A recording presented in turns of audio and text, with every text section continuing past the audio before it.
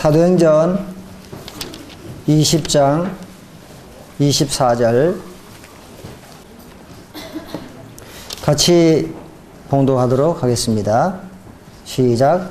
내가 달려갈 길과 주 예수께 받은 사명 곧 하나님의 은혜의 복음을 증언한 일을 마치려 하면은 나의 생명조차 조금도 귀한 것으로 여기지 아니하노라. 아멘. 내가 받은 사명이라고 하는 주제로 말씀을 지금 듣고 있는데요. 이 사명에 대한 그 일반적인 생각들이 좀 우리가 왜곡되어 있지 않나 이런 생각을 가지게 됩니다. 그 사명이라는 말을 우리 생각했을 때 아마 뭐 특별한 은사를 받은 사람들이 하나님께로 받은 어떤 그러한 일들 뭐 이런 것들로 아마 인식이 되어 있는 경우들이 많이 있습니다. 그런데 오늘 이 말씀을 보면 그렇지 않은 것을 알게 되죠.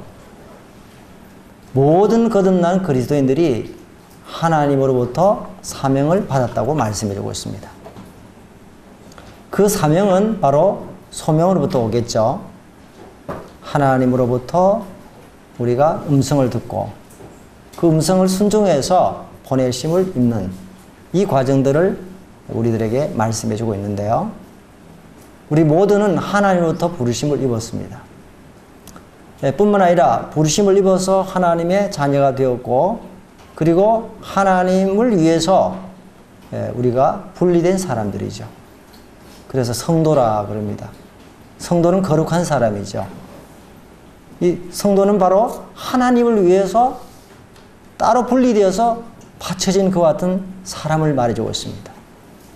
구약에는 나실인들이 있었잖아요. 민수기 6장에 보면 머리를 깎지 않고 그 다음에 일정 기간이나 또 한 평생을 통해서 구별해서 술이나 이런 것들을 금지하면서 자기 몸을 구별해서 하나님께 드렸습니다. 그 가운데 삼손도 있었고 침례 요한도 있었고 또 여러 사람들이 있었습니다. 우리 주님이 한 생애를 주님 앞에 드린 나신이었습니다. 그 또한 신약에 사는 우리가 하나님께 바쳐진 자들이라는 사실입니다. 이 세상의 모래알같이 수많은 사람들 가운데서 우리가 부름을 입어서 하나님께 바쳐진 자들. 겉모습은 별로 잘생기지 못하고 우리가 또 특별한 옷을 입은 것도 아니고 또 신분이 그렇게 높지 못할 수도 있습니다. 그러나 세상 사람들의 눈에 가리워진 아주 고귀한 그와 같은 분들이 바로 우리라는 사실입니다. 이게 얼마나 감사한지요. 그래서 사도 바울은 고린도서 5장에서 우리를 그리스도의 특사라고 그렇게 말했습니다. 특사는요, 그 나라의 모든 명령을 받아서 그 나라를 소개하고 그 나라의 대통령의 명령을 받아서 일을 수행하는 사람을 특사라고 말합니다. 우리가 하늘나라의 특사, 이것은 세상의 지혜로운 사람들이 할 수 없는 그와 같은 특사로 이 땅에 살아가고 있다는 사실을 우리가 잊어버릴 때가 얼마나 많은지 모릅니다. 그 사실을 잊어버리니까 우리가 천박한 마음을 가지고 우리의 행동과 말이 그렇게 나올 수밖에 없는 것입니다. 그러나 오늘 이 말씀 가운데서 우리의 사명을 명확히 말해주고 있습니다.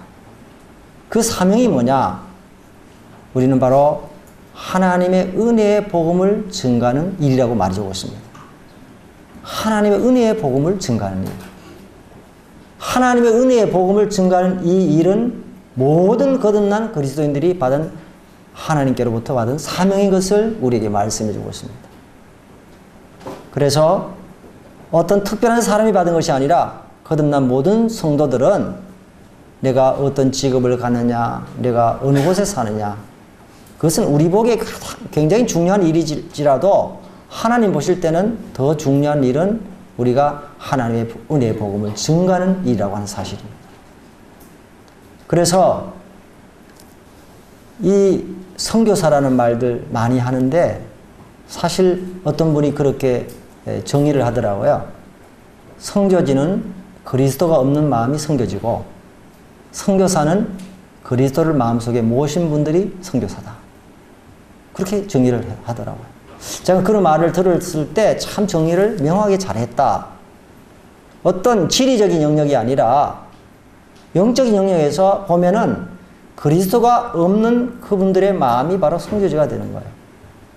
그리스도를 마음속에 모신 분들이 선교사가 되는 겁니다. 그래서 모든 사람들이 선교사예요. 그래서 어떤 사람은 국내에서 소명을 받고 섬김을 하는 사람들이 있습니다. 그런데 어떤 사람들은 해외로 부르심을 입어요. 그런데 해외에서 선교하면 더 큰 일이고 국내에서 일을 하면 더 적은 일일까요? 그건 아닙니다. 그 각자 하늘부터 부름을 받은 그 그릇이나 또 하나님께서 불러서 그렇게 쓰신 주권적인 일이지, 그것이 인간의 보기에 무슨 차이가 나고 하나님으로부터 더 큰 상이고 적은 상이 있는 게 아니에요. 그리고 모든 이 전도자들은 같습니다. 고린도서 3장 7절을 보면 심는 이와 물지는 이는 아무것도 아니로되 오직 자라게 하신 이는 하나님이시라. 우리는 그 역할을 하는 거예요. 그릇이 여러 가지가 있는데 작은 그릇이 있으면 작은 그릇대로 쓰임을 받고 큰 그릇이 있으면 큰 그릇대로 쓰임을 받는 거예요. 똑같은 겁니다. 문제는 생명의 역사를 태동시키고 그래서 자라게 하고 열매를 맺게 하는 분은 누구라고요? 하나님이세요. 그래서 자랑할 수 없고 늘 우리가 주님을 의지할 수밖에 없다는 사실을 우리에게 말해주고 있는 것입니다. 그런데 이 증인이라는 말에서 순교자라는 말이 나왔잖아요. 그렇죠? 그래서 증인은요, 바로 순교자의 삶을 사는 겁니다. 이 하나님의 말씀이 증거되기 위해서 얼마나 많은 사람들이 순교를 했습니까? 오늘 우리에게 이 성경이 들려지기까지 수많은 사람들이 목숨을 내놓고 이 말씀을 번역하고 했다고 하는 사실이에요. 우리나라에 복음을 들어올 때 마찬가지잖아요. 그러면은 오늘날 우리는 직접적인 순교는 없을 수도 있습니다. 이 남쪽에서는. 세계 여러 나라에서 그 순교하는 그와 같은 일들이 굉장히 많습니다. 그런데 우리가 그렇지 않다 할지라도 이 증인의 삶을 살려고 하면 순교자의 정신을 가져야 된다는 사실이죠. 지금은 우리가 좀 편안한지 모릅니다. 그러나 앞으로 여러분의 세대에 있어가지고 뭐 차별금지법이라든지 그 다음에 성소수자의 문제라든지 인권법이라든지 이런 것이 점점 이제 강화되어 가면 좋을 것 같아도 결국은 여러분들이 하나님의 말씀을 바로 전하고 그 말씀대로 살고자 할 때는 핍박이 오고 여러분 굉장히 많은 불이익을 받으면서 살아야 될지 몰라요. 어쩌면 동성애가 죄라는 이야기를 선포했을 때 여러분 감옥에 가야 될지도 모르는 상황이 생길 가능성이 상당히 있다는 것을 우리 보게 됩니다. 그러므로 지금은 어떤 시대냐? 우리가 이 시기를 알거니와 자다가 깰 때가 벌써 되었으니 어둠의 이를 벗고 빛의 갑옷을 입자. 낮에와 같이 방탕하지 말고 술 취하지 말며 사도 바울이 로마서 13장에 말했던 것처럼 주님의 오심이 심히 가까운 시대에 살고 있고 이 마지막 시대로 이제 치닫고 있는 이 시대에 우리가 하나님의 증인의 삶을 산다고 하는 것은 이와 같은 것을 각오하지 않으면 살아갈 수 없다는 사실을 먼저 인식하는 것이 우리에게 필요할 줄 믿습니다. 그리고 여러분 이 청년의 시기가 새벽 이슬과 같다 그랬잖아요. 얼마나 귀중한 시기입니까? 여러분 이 시기에 유혹도 엄청 많죠. 할 일도 많죠. 취직도 해야 되고. 저는 청년들 보면 정말 불쌍하다는 생각이 들어요. 유치원부터 시작해가지고 계속해서 외우는 것, 그리고 대학 들어갈 때까지 여러분 뭡니까? 시험 점수 올리기 위해서 점수를 올리는 기계처럼 여러분 그렇게 생활을 했잖아요. 얼마나 어렵습니까? 대학 들어와도 취직에 대한 경쟁이 있고 이렇잖아요. 여러분 시기에 이게 와서 말씀을 듣는다고 하는 것은요, 큰 축복일 뿐만 아니라 여러분 대단한 분들이라고 생각돼요. 아마 세계 어느 나라에도 이렇게 전청처럼 이렇게 시간을 많이 해가지고 강의를 듣고 말씀을 듣는 데가 좀 잘 없다고 저는 생각해요. 아마 일본 같은 데서 이렇게 하면 다 도망가 버릴 거라고 생각해요. 이런 열악한 상황 가운데서도 여러분 계속 말씀을 듣고 이렇게 하는 걸 보면서 참 소망이 있고 제 마음속에 스스로 격려가 되면서 또 여러분들에게 격려의 박수를 보내고 싶습니다. 그런데 이 시기에 바쁘다고 생각하면서 어떤 생각하느냐, 우리가 나중에 이제 취직도 하고 대학 졸업도 하고 결혼도 하고 나중에 우리가 주님을 섬기고 증인의 삶을 살아야지. 우리 그런 생각을 할 때가 있습니다. 그런데 그것은 될 수가 없어요. 그건 사단의 속임수입니다. 사단이 원하는 것은 우리들에게 계속해서 차차 뭐 해라. 차차라는 말은 단념의 거리로 인도한다 하는 말이 있죠. 여러분 젊을 때는요 빨리 어른 되고 싶어요. 고등학교 학생들이 보면은 빨리 숙녀가 되고 싶잖아요. 한 번 버스를 타고 오는데 저 뒤에서 여학생이 3명이 앉았어요. 치마를 막 벗더라고요. 얘들이 왜 치마를 벗지? 치마를 보니까 이중으로 입은 거야. 겉에는 교복을 입고 안에는 아주 짧은 치마를 입었어요. 어디 가는가 봐요. 3명이 그 뒤에서 그 학생복 벗는 거예요. 그냥 짧은 치마가 나오는 거예요. 거기서부터 이제 막 그리기 시작하는데 계속 그리는 거예요. 그럼 뭐 신발도 끄집어내고 막 이래가지고 벌써 하면 숙녀가 되고 싶은 거예요. 빨리 이제 숙녀가 되고 싶어, 어른이 되고 싶어요. 근데 여러분 어른이 되면요, 아이고 그때가 좋았는데 그렇잖아요. 사람은 그런 거예요. 빨리 어른이 되고 싶어 그런 거예요. 그러면서 현재를 놓치는 거예요. 현재 성실해야 되는데 현재를 놓치면서 미래를 빨리 땡기고 싶은데 얼마나 어리석은 일입니까? 그래서 나중에 이제 현재를 놓치고 난 다음에 나중에 잘하겠다 이거예요. 그러면은 여러분 인생이라고 하는 것은 하루하루가 잘 연결되어 가지고 나중에 완성이 되고 어떤 열매를 맺는 것이지, 현재를 아무렇게나 살고 성실하지 못하면서 현재를 놓치면서 나중에 어떤 결과가 올 수 있을까요? 그건 굉장히 위험한 일이고 요행을 바라는 일이잖아요. 그런데 나중에 되면요, 사실 나이가 많이 되면은요, 어떤 현상이 일어나느냐, 시간은 많이 있어요. 시간이 많이 있는데 머리가 안 돌아가. 금방 잊어버려요. 그리고 추진력이 없는 거예요. 그래서 젊을 때는 마귀가 뭐라고 얘기하느냐 하면, 네가 시간이 없다고 얘기해라. 시간이 없다고 얘기해라. 근데 나중에 되면 뭐냐? 힘이 없는 거예요. 그래서 사단이 젊을 때도 나이가 들어서도 모두 다 인생을 놓치게 하고 주님을 제대로 섬기지 못하도록 만드는 것이 사단의 전략이라는 사실을 우리는 알아야 됩니다. 그래서 여러분이 전도서를 잘 읽어보셔야 돼요. 자, 그래서 우리는 이와 같은 사단의 속임수에 넘어가지 않기 위해서 이 청년의 시기에, 하나님께서 주신 그 시기에 우리가 주님을 섬기고 하나님께서 우리에게 심어주신 그곳에서 우리가 증인의 삶을 살지 못한다면 나중에도 결코 하지 못한다는 사실을 먼저 기억하게 되시기를 바랍니다. 그리고 이 사명은요, 순종할 때 능력이 있는 거예요. 이 사명을 순종할 때 하나님께서 능력을 주실 뿐만 아니라 모든 자원들을 공급하십니다. 오직 성령이 너에게 임하시면 예루살렘과 온 유대와 사마리아 땅끝까지 이르러 내 증인이 되리라. 내가 복음을 부끄러워하지 않으니 이 복음은 모든 믿는 자에게 주시는 하나님의 뭐라 그랬죠? 능력인 거예요. 디나미스예요. 디나미스에서 다이나마이트가 나왔죠. 여러분, 우리는 능력이 있는 게 아니에요. 우리 경험이 있고 지혜가 있고 힘이 있고 돈이 있고 또 여러 가지 경륜이 있다 할지라도 그것은요, 사람을 변화시킬 수 있는 능력은 우리에게 없다는 사실입니다.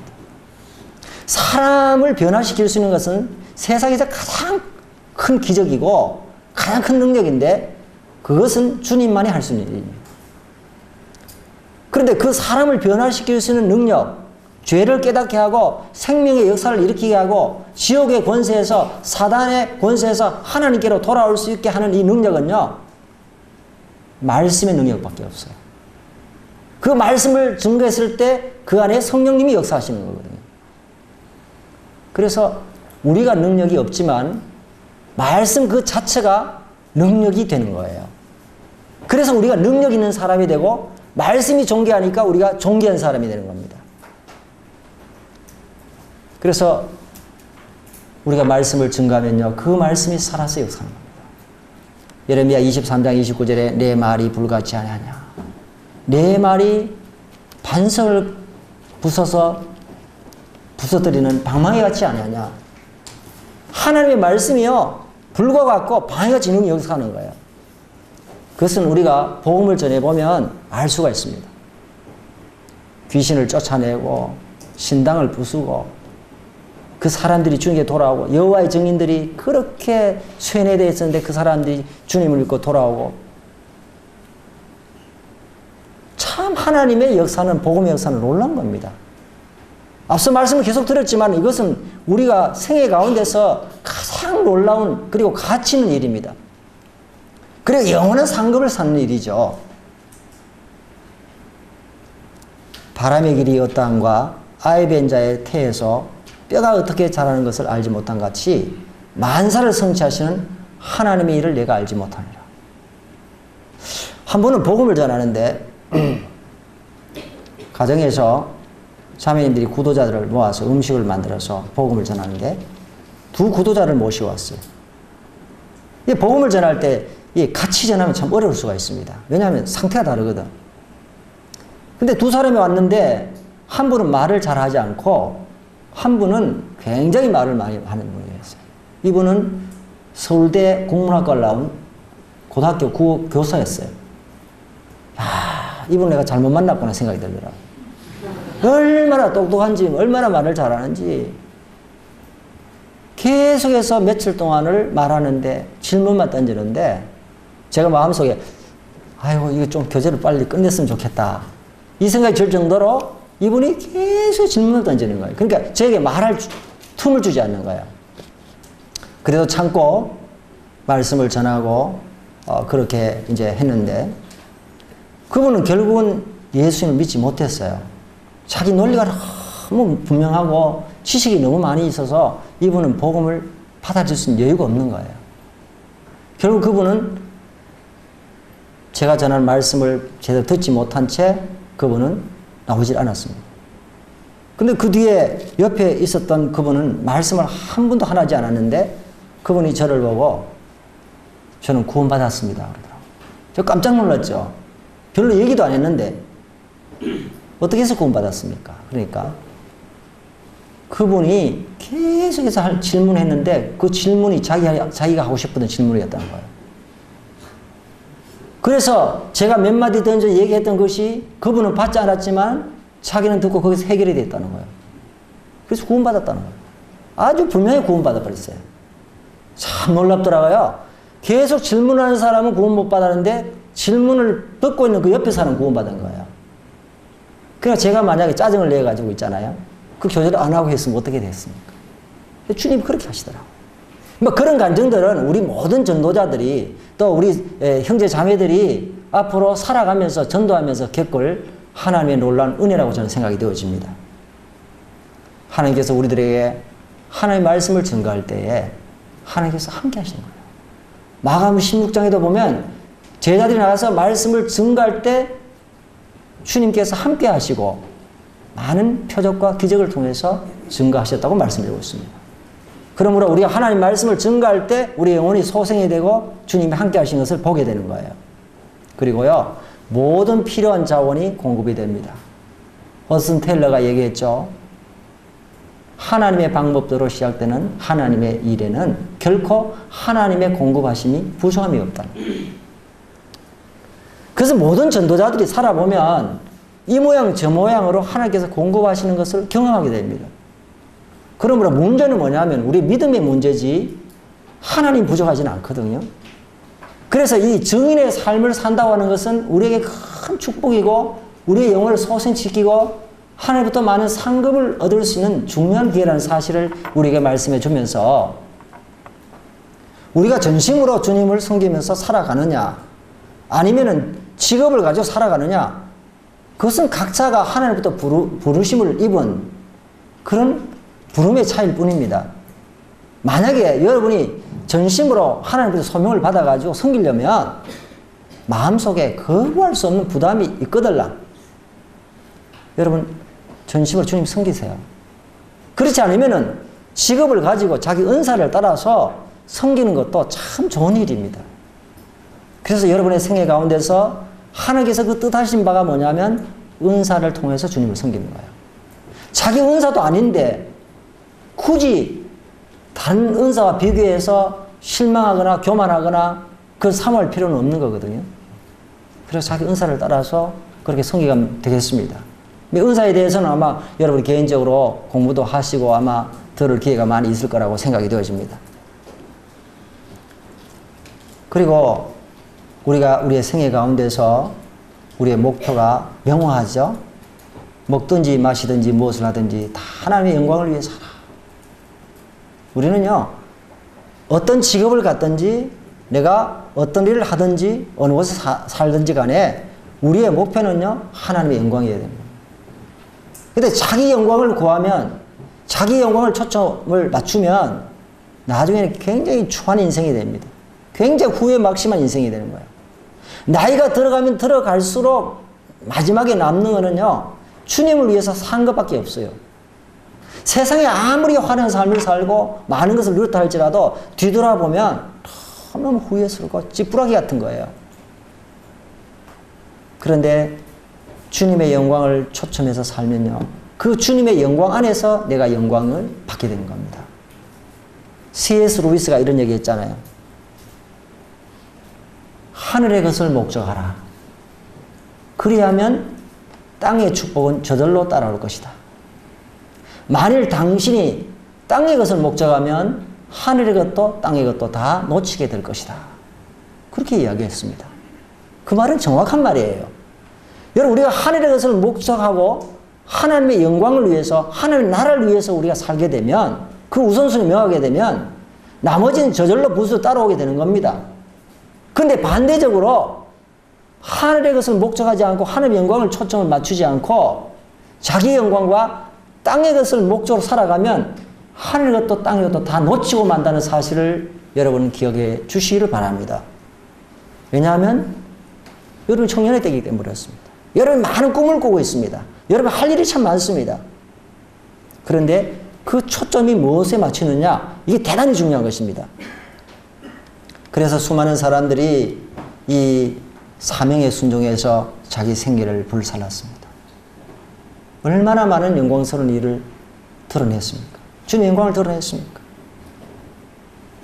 저도 33살에 저는 사역을 하려고 생각을 안 했어요. 저는 사역할 생각을 안 했습니다. 왜냐하면 사역자들이 너무 가난하게 사니까 저는 돈을 벌어서 사역자를 돕는 것이 제 생애의 목적이다, 이런 생각을 했습니다. 그리고 저희 아내와 함께 두 사람이 열심히 직장생활을 하면서 그렇게 해서 사역자를 도왔는데 웬걸 주님이 말씀으로 계속해서 도전을 주시니까 이 마음속에 거부할 수 없는 부담을 떨칠 수가 없었어요. 그래서 주님께서 저를 불러내셔서 지금까지 승리하시는데 뒤돌아보면 부끄러운 일이 참 많죠. 그러나 후회가 되지 않습니다. 생애를 참 잘 보냈다, 이런 생각이 들거든요. 참 이런 것을 생각했을 때 여러분의 생애 가운데 하나님의 영광을 위해서 우선순위를 분명하고 사시는 여러분 되시기를 바랍니다. 뿐만 아니라 이 사명에는요, 오늘 사도 바울이 나의 달려갈 길과 주 예수께 받은 사명 곧 하나님의 은혜의 복음을 증거하는 일을 마치려 하면 나의 생명을 조금도 귀한 것으로 여기지 아니했다. 사도 바울이 달려갈 길이 있었습니다. 그 사명이 있었습니다. 이 사명에 충성스럽게 일했죠. 그런데 이 충성스럽게 일을 했을 때 사도 바울이 마지막을 이렇게 마치면서 디모데후서 4장 7절에 보면 내가 선한 싸움을 다 싸우고 나의 달려갈 길을 다 달리고 믿음을 지켰으니 그랬습니다. 저는 참 멋진 고백이다, 그런 생각 들어요. 정말 내 생애를 마쳤을 때 이런 고백을 할 수 있을 것인가 하는 것을 생각하면서 조심되기도 하고 긴장이 되기도 하고 또 도전이 되는 말씀입니다. 그런데 사도 바울이 이와 같은 사명을 순종하기까지 자기 생명을 조금 더 귀한 것으로 여기지 아니했다 하는 것을 보면은 그 복음의 가치를 알았을 뿐만 아니라 이 사명을 순종하기까지 얼마나 많은 희생과 대가를 지불해야 되는가 하는 것을 암시해 주기도 하는 것입니다. 여러분, 사명을 순종하는 일에는 주님의 역사도 있지만은 거기는 반드시 희생과 거기는 헌신과 그 다음에 자기 포기와 고난이 거기에 수반된다는 사실을 잊어서는 결코 안 된다는 사실을 말씀을 드리고 싶습니다. 눈물을 흘리며 씨를 뿌리는 자는 정녕 기쁨으로 그 단을 가지고 돌아오리라. 복음을 증가하는 일에는 주님이 오셔서 그와 같은 고난을 당했던 것처럼 어둠의 권세 가운데 있는 사람들을 건져낸다고 하는 것은 쉬운 일이 아니에요. 그리고 고난이 없이 대가를 지불하지 않는 열매는 없다고 하는 사실을 기억해 주시기를 꼭 부탁드립니다. 여러분, 시간이 나시면 혹시 양화진에 한번 가보세요. 선교사 열전을 한번 읽어보세요. 여러분, 우리가 머릿속에 떠오르는 그 유명한 선교사들, 그리고 선교 역사를 보면요, 참 많은 열매 맺지만은 가정이 다 풍비박산이 나고 질병에 걸리고 죽음을 맞이하고 얼마나 많은 그와 같은 희생을 치르는지 모릅니다.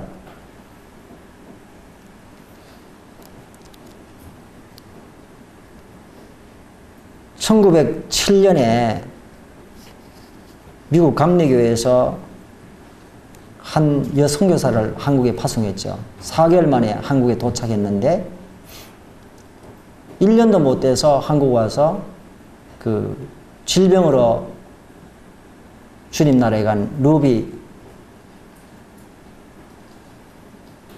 캐드릭 선교사의 그 묘비병에 보면 내게 1000개의 생명이 있다면 모두 조선을 위해 바치겠다. 이제 질병에 걸려가지고 이제 죽습니다, 이 사람. 별도 일도 못하고 죽는데 죽을 때 이 사람이 유언을 합니다. 내가 죽으면 내 대신에 이 한국을 위해서 일할 사람을 보내달라고. 이 미국 선교부에다 이제 편지를 보냈는데 그 죽고 난 다음에 이 편지 내용을 소개하면서 선교사를 모집했는데 한 20명이 선교를 지원해서 그 중에 한 2, 3명이 선발돼서 한국으로 와서 선교했다는 이야기 나오는데 이 루비 캐드릭 이 여선교사가 죽기 전에 자기 부모님에게 편지를 보냈어요. 그 편지 내용을 제가 읽어드리겠습니다. 아버지, 어머니, 이곳 조선 땅에 오기 전 집들에 심었던 꽃들이 활짝 피어났다는 소식을 들었을 때 하루 종일 집 생각만 했습니다. 이곳은 참 아름다운 곳입니다. 모두들 하나님 닮은 사람들 같습니다. 한마음과 복음에 대한 열정으로 보아 아마 몇십 년이 지나면 이곳은 주님의 사랑이 넘치는 곳이 될 것 같습니다. 저는 복음을 듣기 위해 20km를 맨발로 걸어오는 어린아이들을 보았을 때 그들 안에 계신 하나님의 사랑 때문에 오히려 위로를 받습니다.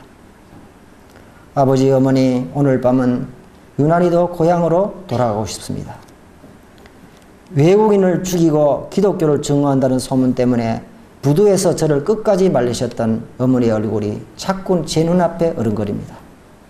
아버지, 어머니, 어쩌면 이 편지가 마지막일 수도 있습니다. 제가 이곳에 오기 전 뒤뜰에 심었던 씨앗이 내년이면 온 동네가 꽃으로 가득하겠죠. 그리고 또 다른 씨앗을 만들어내겠죠.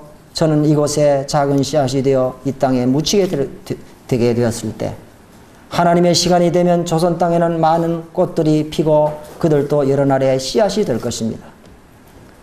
어머니, 아버지, 저는 이 땅에 저의 심장을 묻겠습니다. 바로 이것은 조선에 대한 제 열정이 아니라 하나님께서 조선을 향한 열정이라는 것을 알게 되었습니다. 어머니, 아버지, 사랑합니다. 제가 참 이 편지를 읽으면서 마음이 참 눈물이 났어요.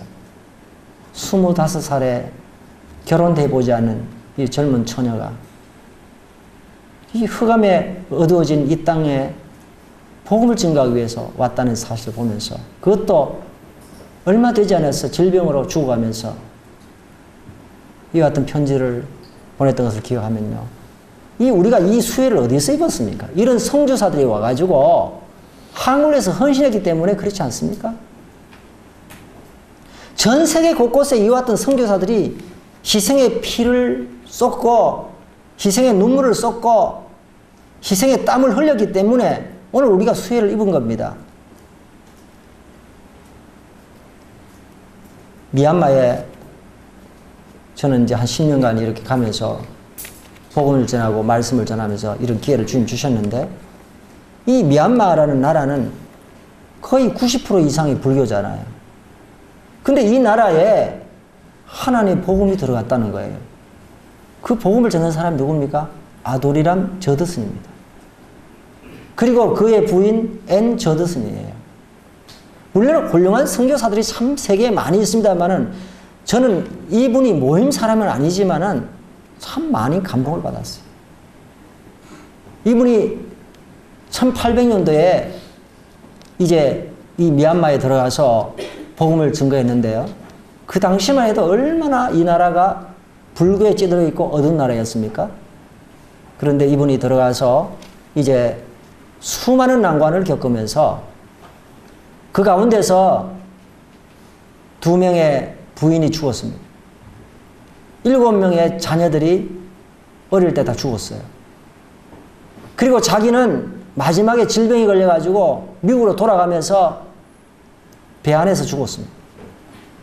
배 안에서 죽으니까 장례를 못 하잖아요. 평소에 했던 검은 양복을 입혀서 수장시키고 말았어요. 그 부인도 34살인가 젊은 나이에 실병에 걸려서 이 땅을 떠나고 말았습니다. 우리가 이것을 보면서 참 미얀마에 그분이 와가지고 이제 가장 큰일 한 것이 뭐냐면 미얀마 성경을 번역했다는 거예요. 미얀마 말로. 그리고 미얀마어 그리고 영어 사전을 만들었어요. 그래서 지금 미얀마의 그 불교 나라에서 많은 사람들이 그 성경을 읽고 그 성경이 너무 번역이 잘 됐다는 거예요. 세계 최대 불교 대학이 어디 있습니까? 양곤에 있습니다, 여러분. 세계 최대 불탑이 어디 있습니까? 쇠다간 파워합니다. 거의 100m 되는 그 불탑에 황금으로 다 덮였어요. 대단합니다. 이 사단이 집요하게 주장하는 이 나라에 아두람 저더슨 부부가 가서 이 복음을 전했는데, 이 아두람 저더슨은 1788년에 미국 매사추세츠에서 태어났습니다. 자기 아버지가 회중교회 목회자였습니다.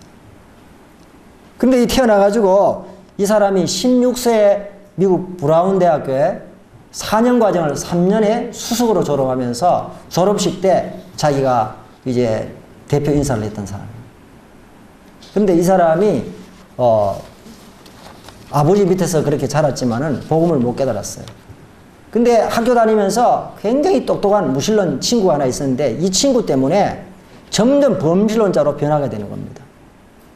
그래서 그는 공부는 잘했지만은 대학을 졸업해서 다른 것을 하지 못하고 학원이나 운영하고 이렇게 시간을 보내다가 너무 따분해서 그는 그것을 접고 이제 방황하면서 이제 여행을 하게 되었습니다. 여행을 하게 되는데 어느 날 시골을 여행하다가 여인숙에 자게 됐는데 자기 바로 옆방에 한 사람이 죽어가는 거야. 계속해서 막 쥐어뜨는 소리를 하면서 신음하면서 그렇게 고통하면서 이 사람이 죽어가는 거예요. 그러면서 마음속에 그 소리를 들으면서 그 신음하는 소리, 죽어가는 소리를 들으면서 야, 저 영혼은 정말 죽어서 천국 가는가? 저 영혼은 내세가 정말 있을 것인가? 그러면서 마음속에 막 의심이 들면서 그동안에 하나님을 부정하고 그리고 내세에 대해서 믿지 않았는데 이제 마음속에 갈등이 되는 거예요. 그런데 아침에 일어나서 주인에게 물었습니다. 그 신음한 사람이 누구냐고, 그 신명에 죽어가는 사람이 누구냐고 물으니까 놀랍게도 자기를 불신자로 만든 하나님을 대적하도록 만든 제이콥 인즈라고 하는 아주 똑똑한 무신론자 친구였습니다. 그 친구가 그날 저녁에 죽은 거예요. 그 친구가 죽으니까 그때부터 마음속에 그는 생각이 달라졌습니다. 저 영혼이 버려졌구나. 자기 암만 지으려 해도 지을 수 없는 거예요. 마음속에 계속 버려졌다 이런 생각이 드니까 정말 내세가 있는 거고 나도 버려진 영혼이구나 하는 것을 절감하게 되는 겁니다. 집으로 돌아와서 그는 그때부터 하나님께 회개하고 예수님 믿게 되고 거듭나게 되죠. 거듭나게 되니까 그때부터 자기가 추구했던 세상의 명예와 세상의 인정과 세상의 칭찬을 받는 것들을 다 버리게 됩니다. 그러면서 그는 이제 주님을 기쁘시게 하는 일이 무엇인가를 생각하면서 주님을 기쁘시게 하는 일을 위해서 한 생애를 드리기를 원하죠. 그리고 영국에서 어떤 선교사가 쓴 선교의 보고서를 읽으면서 미국 최초의 선교사가 되기를 원합니다. 그러면서 친구들과 함께 대학 안에서 건초더미에서 기도를 하게 되죠. 세계 선교를 위해서 기도하고 영혼들이 구원받도록 기도합니다. 그것이 시벌레에서 그는 이제 선교사로 부름을 받게 되고 그리고 이제 선교사를 하게 되는데 결혼을 해서 이제 나가야 되는데 이제 한 여인을 만나게 되죠. 그분이 바로 앤 저드슨인데 이분은 이제 이 부인은 이제 보면은 1812년 2월 5일 날 이분이 이제 그 미국 매사추세츠에서 태어나는데 이분은 굉장히 그 말광량이었어요. 독실한 크리스찬 집안에서 이제 태어나서 이분이 이제 자라게 되는데 굉장히 춤을 잘 췄습니다. 그래서 아버지가 이제 이 딸을 위해서 집에 이제 이 춤을 추는 그런 방을 만들어줬어요. 그러니까 온 동네에 막 여인들이 와가지고 막 춤을 추고 막 야단 나는 거예요. 그런데 이 부인도 이제 계속해서 그렇게 하다가 어떤 책을 읽게 되는데 일락을 좋아하는 사람은 살았으나 죽었느니라. 이 말씀을 이제 보게 되면서 이게 참 죄악이구나. 그런데 죄악인데 그런 이야기를 듣기를 싫어하는 거예요. 그러면서 철로 역정을 읽다가 쾌락을 위해서 살아가는 것은 이건 죄고 장망성으로 가는 길이구나 하는 것을 생각하면서 그는 회개하고 주님을 영접하게 됩니다. 그러면서 이제 그도 주님을 위해서 살게 되는데 어느 날 우연찮게 이 저드슨과 만나게 되는데 저드슨이 이분을 처음 봤는데 완전히 반하게 되는 거예요. 그래서 저건 제 아내가 됐으면 좋겠다 이런 생각을 하면서 그 예비 장인에게 편지를 써보내는 거예요. 편지를 써보냈는데 그 편지를 써보냈을 때 이제 이렇게 써보냈습니다. 엽주고 싶습니다. 내년 초봄에 따님과 함께 떠나도 될까요? 이 세상에는 더 이상 못 볼 텐데 괜찮으시겠어요? 출발하는 순간부터 온갖 어려움과 아픔이 뒤따르는 선교사의 삶을 살 겁니다. 허락해 주시겠습니까? 위태로운 파도를 헤쳐나가야 하고 남부 인도의 험한 기후에 몸이 상하고 부족한 게 한두 가지가 아니고 괴로운 일투성이고 툭하면 욕을 얻어먹거나 수모를 당하고 박해를 받거나 심하면 맞아 죽을 수도 있는데 그래도 동의해 주시겠습니까? 이 모든 악조건에도 불구하고 하늘의 보좌를 버리고 따님과 어르신 대신 돌아가신 분을 위해 영원히 멸망당할 영혼을 위해 시온을 위해 그리고 하나님의 영광을 위해 저를 받아주시겠습니까? 이런 난관을 무릅쓰고 영광스러운 하나님 나라에서 의의 멸관을 쓰고 따님을 통해 영원한 고통과 절망에서 구원받은 이교도들이 구세주를 드높이고 찬양을 우렁차게 부르는 가운데 다시 함께 만날 소망을 품고 이 결혼을 인정해 주시겠습니까? 예비 장인에게 이렇게 편지를 써보냈어요. 그런데 이 예비 장인이 그 편지를 받고 승낙을 했습니다. 믿음의 결정을 한 거죠. 결국 이 딸을 잃어버렸잖아요. 참 슬픔을 맛보았습니다. 그러나 이 미얀마 역사 가운데서 기독교 역사 가운데서 정말 결코 지울 수 없는 훌륭한 일을 한 겁니다. 이 아도람 저드슨과 이 분이 가서 엄청난 수고를 많이 했습니다. 그런데 6년 동안 한 사람도 구원 못 받았어. 그런데 6년이 지나고 난 다음에 먹라우라는 사람이 첫째로 구원받습니다. 구원받아서 그 사람의 이름을 따라서 양곤의 쇠다간 파고다 바로 밑에 보면 그 기념교회가 있어요. 지금 한 150명 정도 모인다 그래요. 제가 몇 번 가봤는데 참 이렇게 하면서 미얀마에 많은 그리스도인들이 생기게 되었고 기독교 학교까지 생겼죠. 여러 가지 이 사정들은 저도 생애를 읽어보면 잘 나옵니다만은 제가 오늘 말씀드리고 싶은 것은 뭐냐면 사명을 순종하는 일에는 결코 대가 지불되지 않는 것이 없다는 사실입니다. 뿐만 아니라 형제자매들이 도전을 받고 그리고 이 사명을 순종하는 일에는 정말 행복한 길이고 가치 있는 일이기 때문에 이런 것을 여러분이 경험하기를 원하면요. 여러분 선교지를 좀 방문해 보시기 바랍니다. 저는 그런 생각합니다. 저도 여러 나라의 선교지를 가봤습니다. 그런데 참 선교지에 있는 형제자매들이 너무 귀하다는 거예요. 그분들 간증을 다 들을 수가 없지만은 그분들이 그곳에 가서 있는 것만 해도 굉장히 큰 일을 하고 있는 거예요. 문화가 다르지요. 언어가 다르지요. 풍토가 다르지요. 질병에 노출되지요. 얼마나 많은 어려움을 겪는지 모릅니다.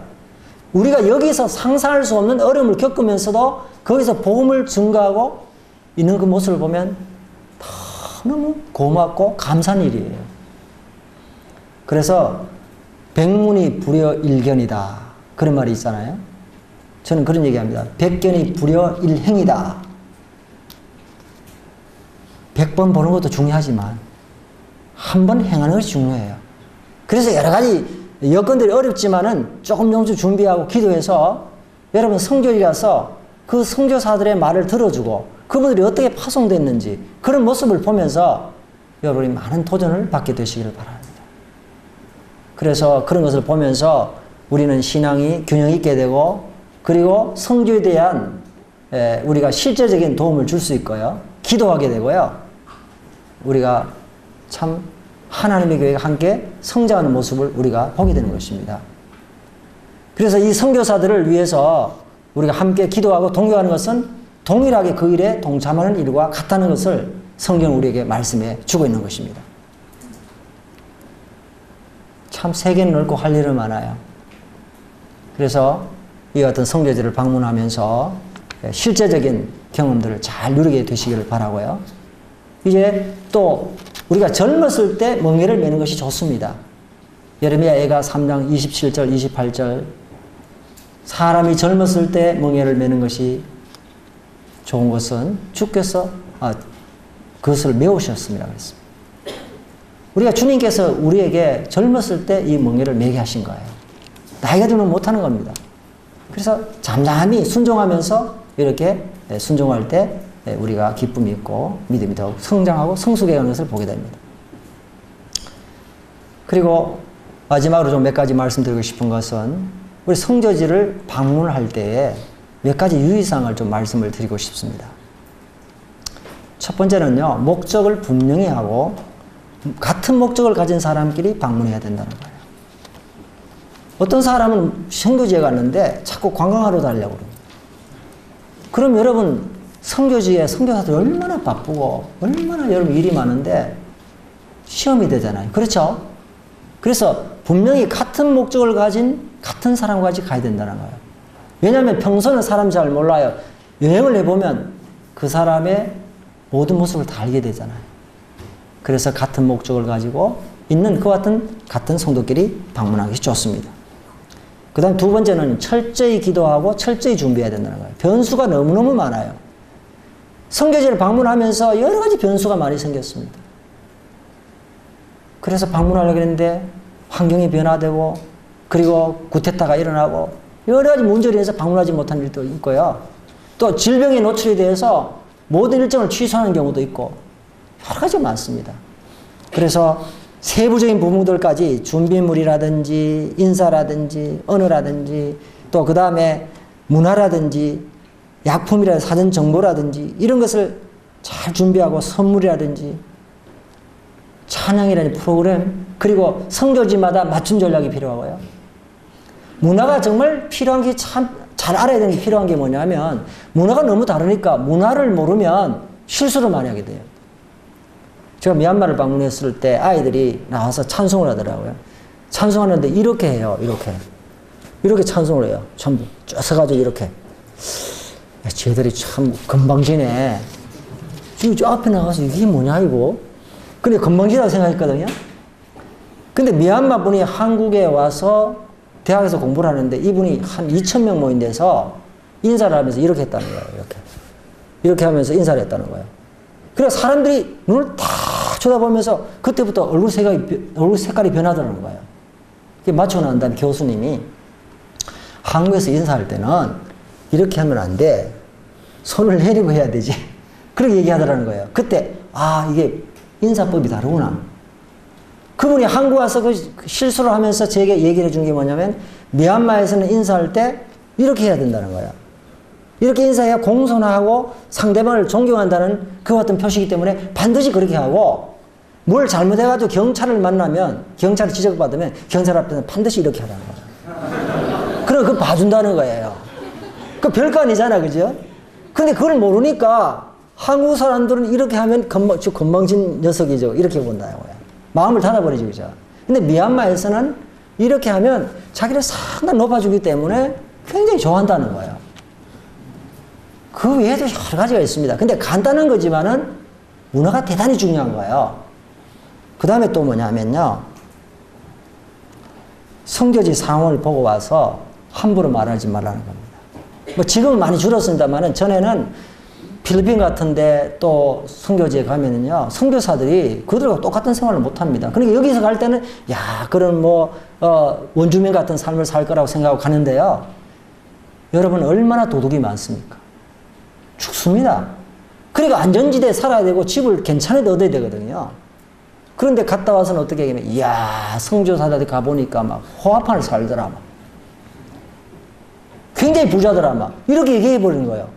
그래서 선교사분들이 굉장히 많은 어려움을 겪었습니다. 마음에 상처를 입었어요. 그러니까 선교제 상황을 이해하지 못하고 함부로 말하는 것은 대단히 조심스러운 일이라는 사실을 기억하시고요. 그리고 같은 나라에 여러 선교지가 있습니다. 선교사분들이 있습니다. 한국 선교사들. 모임에 선교사들이 있으면 될 수 있으면 같이 가시라고요. 여러 군데 다 같이 가라고요. 왜냐? 한 곳에만 가면요. 한 곳에 안 가면 어떻게 됩니까? 굉장히 서운한 거예요.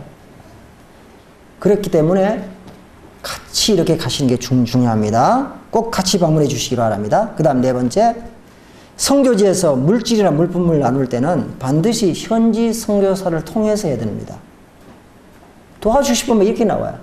그런데 그게 도와주면 독이 될 경우도 있어요. 또 선교사를 통하지 않으면 그들이 오해합니다. 이 사람들은 와서 도와주는데 당신은 왜 안 도와주느냐. 이렇게 해서 선교에 상당히 장애물이 되기 때문에 반드시 상의하시기 바랍니다. 그 다음에 일기를 쓰고 기록물을 남기고 교회와 공유하라. 축복이 변화된다. 일기를 쓰는 게 굉장히 중요해요. 그래서 와서 PPT를 만들어서 잘 보고하면요, 공유가 됩니다. 그리고 선교지에서는 아는 체 하지 말라. 들어주고 섬기고 함께하라. 여러분 선교사가 아니잖아요. 거기 있는 사람이 훨씬 잘하는 거예요. 그래서 이런 게 필요하고요. 그 다음에 여행자의 입장에서 보지 말고 거주자의 입장에서 보라. 여행자의 입장하고 거주자의 입장은 완전히 다른 거예요. 여행자는 그냥 보고 그냥 오는 겁니다. 거주자는 달라요. 그래서 그런 부분들을 잘 생각해 보라고 바라고요. 고생을 각오하고 편하려고 하는 생각을 버리라. 여러분 선교지에 가면 고생하는 거죠. 근데 한국에 이렇게 좋은 자리에 있다가 여러분 거기 가면 형편이 없어요. 물론 좋은 데도 있을 수 있지만은 그러나 그곳에 가서 고생할 각오를 하시기 바랍니다. 그리고 내가 도울 것이 무엇인가 생각하고 여행을 통해서 주시는 교훈과 순종해야 될 부분이 무엇인가를 잘 생각하라. 반드시 교훈이 있습니다. 그리고 갔다 와서 내가 도울 부분이 무엇인지를 지속하는 것이 필요해요. 그리고 마지막으로 내가 한국을 떠나면 나는 한 지역교회 성도가 아닙니다. 한국을 대표하는 사람입니다.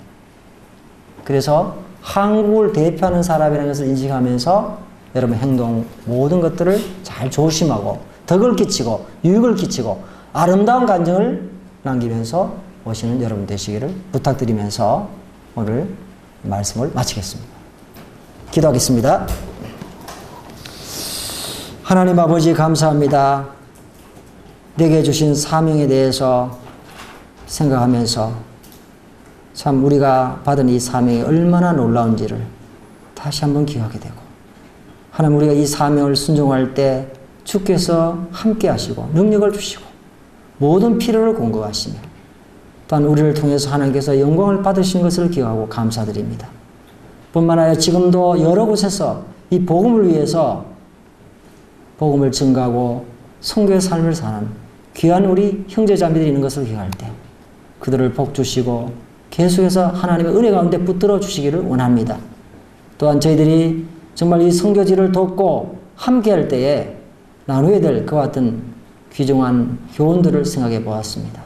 아무쪼록 청년 형제자매들을 격려해 주시고 선교지를 잘 돕고 또 이 가운데서 선교를 위해서 또 국내 복음을 위해서 귀한 일꾼들이 많이 일어날 수 있도록 인도해 주시기를 원합니다. 감사하고 주 예수님 이름으로 기도합니다. 감사합니다.